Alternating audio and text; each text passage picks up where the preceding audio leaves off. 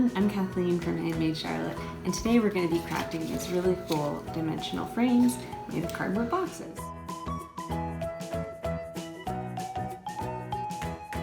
The first thing you want to do is decide what photo or piece of art that you want to frame, and once you know that, you can figure out what size of frame you want to make for it.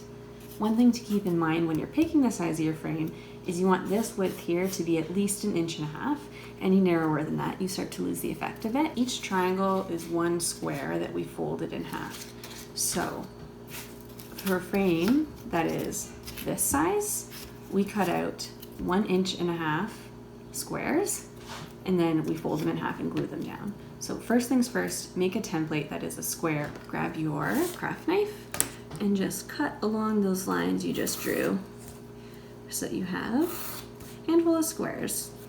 What we like to do to make the folding part extra easy is draw a line down the middle and then use your craft knife to just score it through one layer. That way when you fold it, it just helps it be nice and crisp. So you end up with a handful with these triangles that are ready to glue down. This is what our frame is looking like now. We want to use our template. We're going to make a template that is 3/4 inches. And that is going to be how far apart the little ridges are going to sit, like that. So make your template, and then along the edges of your frame, just use a pencil, trace. And as you're tracing your template, you might notice, like, hey, wait a sec, I've got this weird little chunk at the end that doesn't quite fit.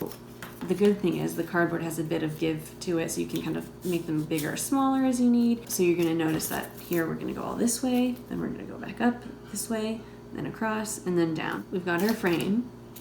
We've got our triangle pieces. It's time to glue them down. And just apply a line of hot glue. You don't need much. 2 lines.